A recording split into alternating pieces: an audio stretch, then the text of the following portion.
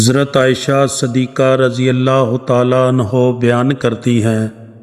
کہ رسول اللہ صلی اللہ علیہ وآلہ وسلم نے فرمایا، کسی مسلمان کا خون حلال نہیں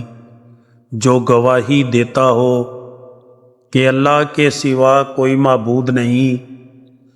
اور بے شک محمد صلی اللہ علیہ وآلہ وسلم اللہ کے رسول ہیں، مگر تین میں سے